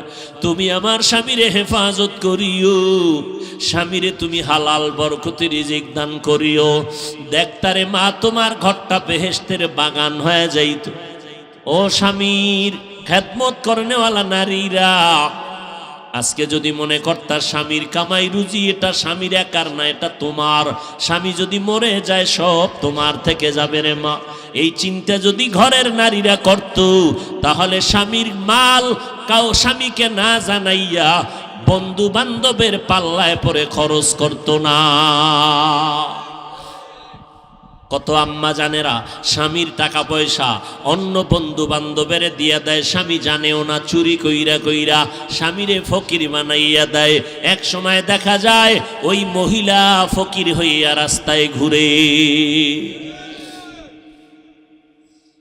এরে আম্মা জান, আপনাদের এত সম্মান, আপনারা নবীদের মা, আলেমদের মা, হাফেজে কোরআনের মা, আউলিয়ায়ে কেরামের মা, সাহাবায়ে কেরামের মা, আপনাদের এত সম্মান। আমরা আল্লাহকে রাজি করার, নবীর মোহাব্বত নিয়ে সওয়াব বেশি কামাই করতে হলে কষ্ট আর কষ্ট, কষ্ট আর কষ্ট। রৌদ্র নাই, বৃষ্টি নাই, মসজিদে যাও নামাজ পড়তে, জুমায় যাও, জানাজায় যাও, জিহাদের ময়দানে যাও। শাহাদাতের মর্যাদা যদি পেতে চাও, আম্মা জান, আপনার জানাজায় যাওয়া লাগবে না, জুমার মসজিদে যাওয়া লাগবে না, জিহাদে যাওয়া লাগবে না। মদিনার নবী বলেন, ঘরের মধ্যে থাইকা মা তুমি নামাজ পড়ো, স্বামীর মাল হেফাজত করো, সন্তানগুলো তুমি নেক আমলওয়ালা আদর্শওয়ালা বানাইয়া যাও। ওই পুরুষেরা বাইরে গিয়া যত সওয়াব পাবে, আম্মা জান ঘরের মধ্যে থেকে আল্লাহ তোমাকে সেই সওয়াব দিয়ে দিবে।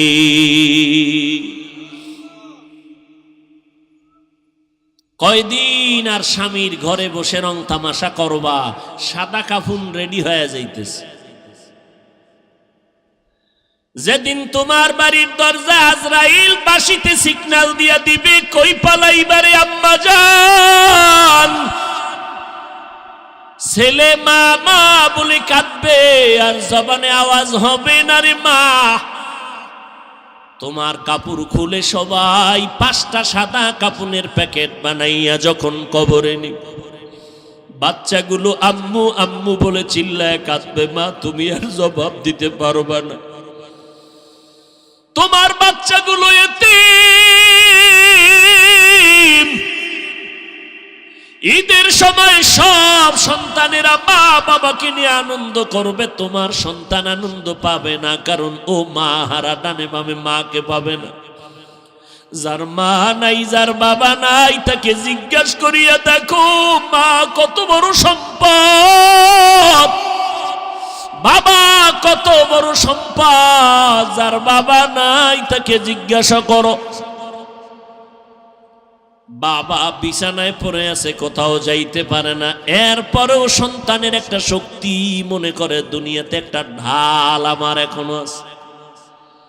যার বাবা নাই মনে হয় যেন অসহায় হয়ে গেল। যার মা নাই ঘরের দিকে তাকাইয়া চোখের পানি ফেলে আর কান্না করে। এই সন্তানেরা, ওই মা বাবারে যারা পাইয়াও এখনো সম্মান করো না, মা বাবার দোয়া নিতে পারো না, এখনো পারো না, কপাল মন্দ তোমার রে বাবা। এখনো সময় আছে, যদি মা বেঁচে থাকে ঘরে যাইয়া মাকে সালাম দিও আর বলিস, মা মাথায় হাত দিয়ে একটু দোয়া করে দাও। আমার মতো গুনাহগার হতভাগা কেউ নাই। না জানি আমি কবে মরে যাব, জাহান্নামী হয়ে যাব। ও মা, তুমি একটু দোয়া করে দাও। কত বেয়াদবি করছি, কত কথা অমান্য করে তোমারে কাঁদাইছি। আমার কথায় মাঝে মাঝে দেখছি মা তুমি কষ্ট পাইয়া কান্না করেছ। মা তুমি আমারে মাফ করে দাও, আর কোনোদিন তোমারে কষ্ট দিব না রে মা। ওই মা যদি মাথায় হাত দিয়ে দোয়া করে দেয়, আর সে আজিমে কবুল হয়ে যাবে। ও যুবকেরা, কয়দিন আর যৌবনের বাহাদুরি করবারে বাবা। এই মহামারীতে করোনায় কত মানুষ চলে গেল, কত যুবক চলে গেল। ও আল্লাহর বান্দারা, নবীর আদর্শের মালা গলায় লাগাও। মায়ার নবীর আদর্শের টুপি আজকে দিলাম, ১৫০০ বছর হয়ে গেল নবীরে পাইলাম না। কিন্তু নবীর আদর্শের টুপি আর দাড়ি আর কোরআন পড়ার কারণে আজ আল্লাহ কত সম্মানের চেয়ারে বসাইছে। আমার নিজের বাহাদুরি না, পয়গম্বরের আদর্শের বরকত আর কিছুই না। ও যুবক, পাও দুইটা যদি আগাইয়া দাও, আমি পায়ে হাত রেখে বলবো কয়দিন আর বাহাদুরি করবা।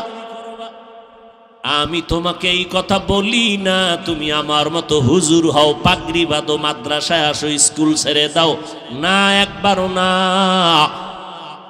বরং আমি এই রবিউল আউয়ালে নবীর আদর্শের বয়ান করতে গিয়ে তোমাকে পায়ে ধরে অনুরোধ করব, স্কুলে যারা পড়ো লেখাপড়া বন্ধ করবা না, কলেজে যারা পড়ো লেখাপড়া বন্ধ করবা না। কারণ আমার মাদ্রাসায় তোমার আসার প্রয়োজন নাই। কারণ আমার মাদ্রাসায় আলেম ওলামা মুফতি মুহাদ্দিস ছাত্রর অভাব নাই, ভালো ভালো ছাত্র এখনো আছে, অভাব নাই।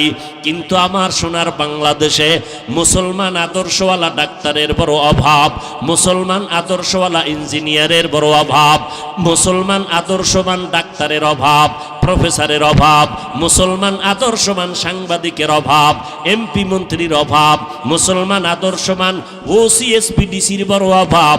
ওখানে লেখাপড়া কইরা বাবা আদর্শবান ডাক্তার হও, আদর্শবান ইঞ্জিনিয়ার হও। আজকে যদি থানায় থানায় আদর্শবান ওসি থাকে, আজকে যদি জেলায় এসপিডিসি আদর্শবান মুসলমান থাকে, আমাদের কোরআনের বয়ান করতে কোনো পেরেশানি লাগবে না। স্কুলে পড়ো, কলেজে পড়ো, তবে নবীর আদর্শের মালা গলায় লাগাও। মা বাবার দোয়া নিয়ে চলো, মা বাবার দোয়া নিয়ে চলো। কলেজে পড়ো, স্কুলে পড়ো, মা বাবার দোয়া নাও, আলেমের পরামর্শ নাও, 5 বেলার নামাজ পড়ো। যদি পেছনে অন্যায় করে থাকো একটু তওবা করে নাও, আর নামাজ ছাড়বা না, বেপরদায় চলবা না। ও যুবকেরা, একটু নজর করো, তোমার আমার মতো যুবক স্কুলে পড়ে নামাজি, কলেজে পড়ে নামাজি আছে না নাই? মনটাকে প্রশ্ন করো, তুমি কেন পারবা না রে বাবা? তোমার আমার মতো বান্দারে আর্মি, পুলিশ, বিডিআরের চাকরি করে নামাজি দাড়িওয়ালার অভাব নাই, তুমি কেন পারবা না? তোমার আমার মতো সন্তান গাড়ি চালায়, ড্রাইভারি করে, নামাজি পর্দাওয়ালার অভাব নাই, তুমি কেন পারবা না? ব্যবসা করে, হালাল খায় হারাম খায় না, অভাব নাই, তুমি কেন পারবা না? কৃষি কাজ করে, নদীতে মাছ ধরে, নামাজি যুবকের অভাব নাই। শ্রমিকের কাজ করে যুবক 5 বেলার নামাজি, অভাব নাই, তুমি কেন পারবা না রে বাবা? আজকে তুমি টুপি পরো না, নামাজ পড়ো না, পায়ে দরিয়া দরিয়া বলার পরেও তুমি দাঁড়িয়ে রাখতে চাও না।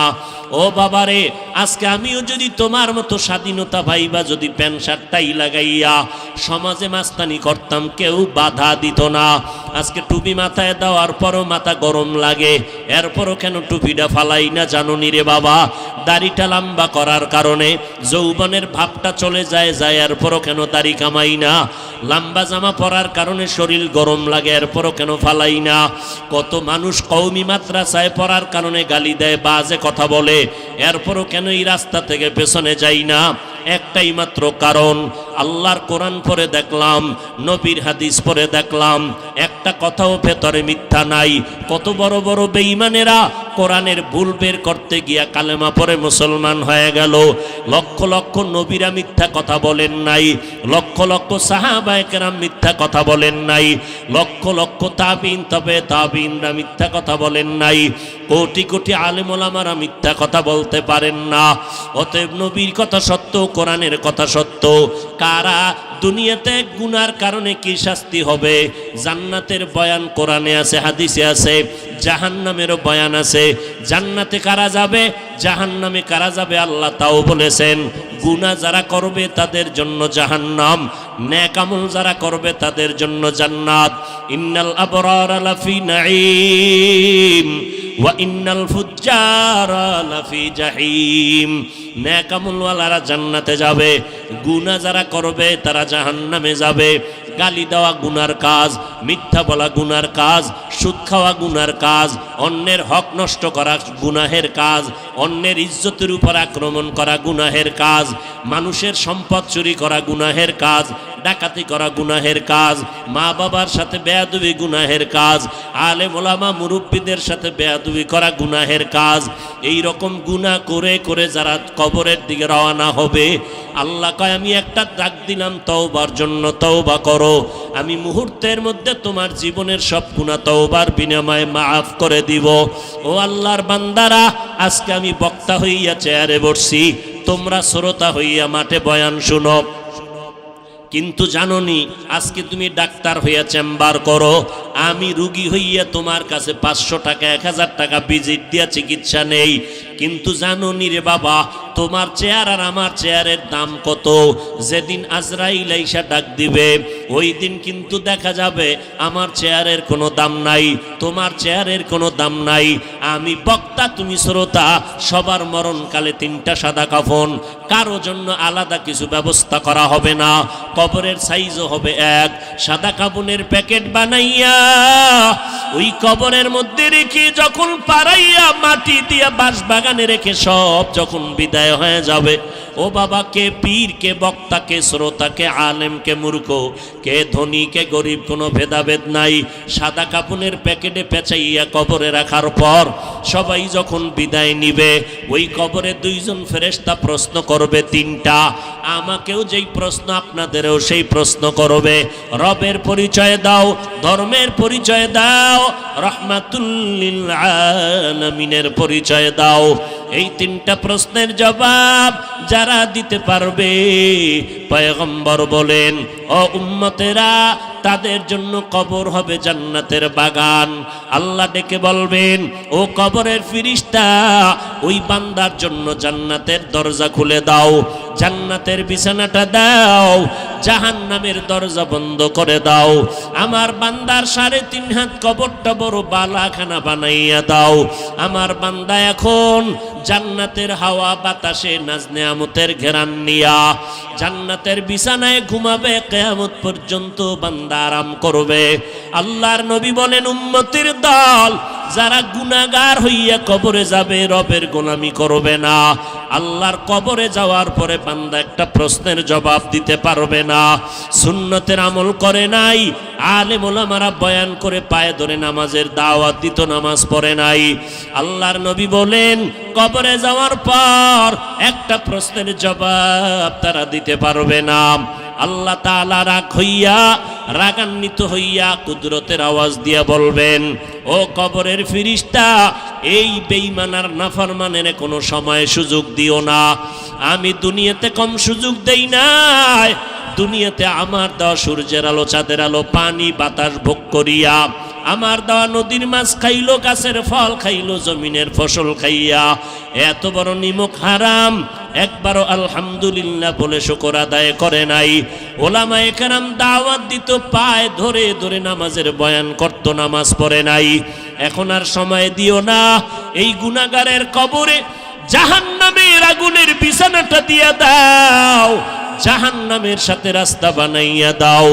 ওই অন্ধকার কবরে জাহান্নামের আগুন 1টা না 2টা না 99টা সাপ কবরের মধ্যে এসে পড়ে যাবে রে বাবা। ও যুবকেরা, একটা বেতের বাড়ি সহ্য করতে পারো না, একটা মশার কামড় সহ্য করতে পারো না। একটু চিন্তা করো, গুনাহগার হইয়া যদি কবরে যাও, ওই কবরে কেমনে মাটির চাপ সহ্য করবা? আল্লাহ বলবেন, রে কবরের মাটি, এই নাফরমানকে জোরে জোরে 2 পার্শ্বের থেকে জোরে জোরে চাপ দাও। এত জোরে চাপ দিবে পাজরের হাড়গুলো চুরমার হয়ে যাবে।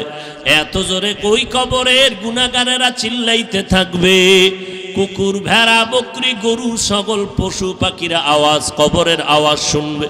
কবরের হালাত দেখবে মানুষ, আর জিনেরা কবরের অবস্থা দেখবে না। এরে নবীর উম্মতের দল, কবরের আযাব বিশ্বাস করো না রে ভাই।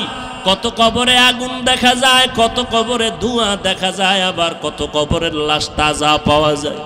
যত কবরের লাশ তাজা পাওয়া গেল সব নামাজীদের কবর, আর যত কবরের লাশ তাজা নাই, কবরে আগুন দেখা গেল, ধোঁয়া দেখা গেল, সব হলো বেনামাজি বেয়াদবদের কবর। ও আল্লাহর বান্দারা, ওই মরণের আগে আল্লাহর কাছে তওবা করে নাও। পিছনে শয়তানের ধোকায় পড়ে অন্যায় করেছি, আমার অন্যায়ের কারণে, গুনাহের কারণে, আমার হাত না পাক, চোখ না পাক, অন্তর না পাক, আমার জিহ্বা না পাক। ও আল্লাহ, আমার অন্যায়ের খবর আমার মা বাবা ভাই বোন কেউ জানে না রে আল্লাহ, আপনি জানেন। আল্লাহ বলে, আমি জানার পর রাগ করে পানিও বন্ধ করি নাই, বাতাস খানা বন্ধ করি নাই। এখনো যদি তওবা করতে পারো, আমি তোর জীবনের সব গুনাহগুলো মাফ করে দিব। এরে এলাকার মুসলমান, আল্লাহর দরবারে অন্তর দিয়ে আল্লাহকে ডাকেন, আর মনে মনে বলেন, হে আল্লাহ, এই ময়দানে আমার মতো গুনাহগার কেউ নাই। সাহাবায়ে কেরামরা জান্নাতের টিকিট পাইয়াও যদি কান্না করেন কবরের ভয়ে, আমার তো কোনো উপায় নাই, ওই অন্ধকার কবরে আমি একা একা কেমন করে থাকব? যেই কবরে মাটি আর মাটি, কোনো বাতি নাই, অন্ধকার। ও আল্লাহ, গুনাহ নিয়ে কবরে যাব না। আজকে যদি আমাকে ছোট একটা রুমে আটকাইয়া, ভেতরে আটকাইয়া, বাহির দিয়ে তালা দিয়ে কয় রাতের বেলা ঘুমা, আমি দরজা ভেঙ্গে ফেলবো আর চিল্লাবো, একা এই ছোট রুমে আমি ভয় পাই, ঘুমাইতে পারবো না। ও যুবকেরা, চিন্তা করো, ওই অন্ধকার কবর আরো কঠিন অন্ধকার হয়ে যাবে। কেমনে তুমি কবরে থাকবা? যদি গুনাহগার হয়ে যাও তো কবরে উপায় নাই। আল্লাহর কাছে তওবা করে নাও, দুই ফোঁটা চোখের পানি ছেড়ে দিলটাকে নরম করে আমার আল্লাহর কাছে বলতে থাকো, আল্লাহ, আজকে থেকে নামাজ ছাড়বো না, বেপরদায় চলবো না, মা বাবাকে কষ্ট দিব না, ওলামায়ে কেরামের পরামর্শ নিয়ে আমল করব, দেশ ও জাতির বিরুদ্ধে কোনো ষড়যন্ত্রে লিপ্ত হব না। অন্তরে যদি তওবা করার নিয়ত হয়, মুনাফিকি যদি না থাকে, দুর্বলতা না থাকে, খাঁটি তওবা করার যাদের নিয়ত অন্তরে আছে, পাঁচ বেলার নামাজ ছাড়বো না, নামাজ ছাড়বো না, মা বাবার সাথে বেয়াদবি করব না, উলামায়ে কেরামের সাথে কখনো বেয়াদবি করব না, দেশ ও জাতির বিরোধিতা করব না, নবীর তরিকা মতে চলবো, সুন্নতের আমল করব, নামাজ পড়ব, দাড়িটা লম্বা করব, পর্দায় চলবো। তওবা করার যদি নিয়ত হয়, খাঁটি অন্তরে যদি নিয়তের অন্তরে তওবার নিয়ত থাকে, আমার আল্লাহকে দুটো হাত তওবার নিয়তে দেখাইয়া দাও। আয় আল্লাহ, আমাদের হাতগুলো কবুল করে নেন, তওবা কবুল করে নেন, তওবার উপরে মজবুত হইয়া চলার মতো তৌফিক দান করেন, আমিন। আলহামদুলিল্লাহি রাব্বিল আলামিন, ওয়াসসালাতু ওয়াসসালামু আলা সাইয়্যিদিল আম্বিয়াই ওয়াল মুরসালিন ওয়া আলা আলিহি ওয়া আসহাবিহি আজমাইন, ইয়া আরহামার রাহিম।